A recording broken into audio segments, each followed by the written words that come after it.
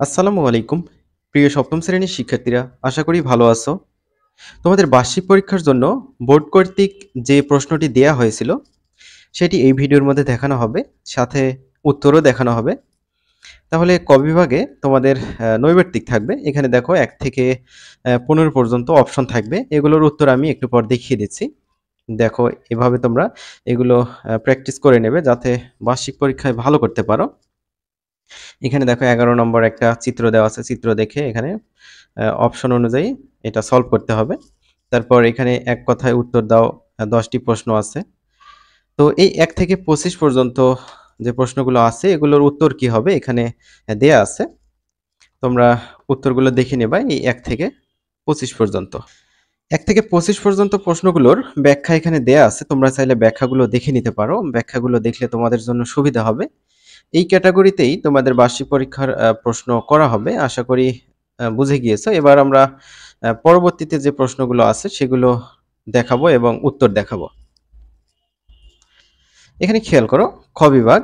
এখানে 13টি সংক্ষিপ্ত প্রশ্ন থাকবে। প্রত্যেকটারই উত্তর করতে হবে। এক একটা করে প্রশ্নের জন্য 2 মার্ক বরাদ্দ থাকবে। 13 দুগুণে 26 মার্ক পাওয়া। তো এখানে দেখো, ক থেকে মেবি ড পর্যন্ত আছে। তো এগুলোর উত্তর দেখে নাও। দেখো, সংক্ষিপ্ত প্রশ্নের সমাধান এখানে 1 থেকে ক থেকে ড পর্যন্ত এখানে দেয়া আছে। ঠিক আছে? এগুলো তোমরা দেখে নিও এবং প্র্যাকটিস করে নিও।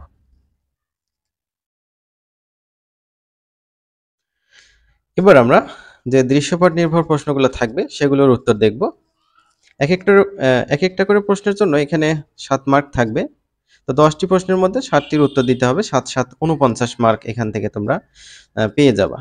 তো এই হচ্ছে 2 নম্বর প্রশ্ন, তারপর এটা হচ্ছে 3 নম্বর প্রশ্ন, এটা 4 নম্বর প্রশ্ন, তারপর এইটা হচ্ছে 5 নম্বর প্রশ্ন। এটা একটা চিত্র দেওয়া আছে। চিত্র দেখে প্রশ্ন ক, খ এভাবে উত্তরগুলো করতে হবে। 6 নম্বর প্রশ্ন, 7 নম্বর, 8 নম্বর। তাহলে চলো এই প্রশ্নগুলোর আমরা উত্তর দেখে নেই। এই হচ্ছে 2 নং প্রশ্নের সমাধান। এখানে ক, খ, গ এর সমাধান দেওয়া আছে। তারপর হচ্ছে 3 নং প্রশ্নের সমাধান। এখানেও সেম ভাবে ক এবং খ এর উত্তর দেয়া আছে। তো এই হচ্ছে পুকুরের পরিসীমা বের করতে বলা হয়েছিল। তারপর 4 নং প্রশ্নের সমাধান দেখো, এটা হচ্ছে ক নম্বর প্রশ্নের সমাধান। তারপর এইটা হচ্ছে খ নম্বর প্রশ্নের সমাধান। এগুলো অবশ্যই প্র্যাকটিস করে নিও। 5 নং প্রশ্নের সমাধান এটা হচ্ছে ক। তারপর হচ্ছে এই পাশে খ এর উত্তর দেয়া আছে। তারপর দেখো 6 নং প্রশ্নের সমাধান। এখানে ক, তারপর খ দেওয়া আছে। আমি বলি যে এরকমই প্রশ্ন হবে, এইটা যে হবে এমনটা কিন্তু নয়। হ্যাঁ, তোমরা অবশ্যই এগুলোর উত্তর দেখে প্র্যাকটিস করে যাবা। তারপর 8 নম্বর যে প্রশ্নটা দেয়া ছিল সেটার হচ্ছে উত্তর এটা ক, তারপর হচ্ছে খ, তারপর হচ্ছে গ নম্বরে একটা আয়তলেখ অঙ্কন করতে বলছিল। তো দেখো এখানে আয়তলেখ অঙ্কন করা হয়েছে।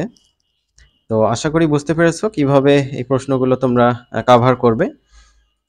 তো শিক্ষার্থীরা ভালো থেকো। আমরা পরবর্তী ভিডিওতে অন্য কোনো বিষয়ের প্রশ্ন দেখিয়ে দেব।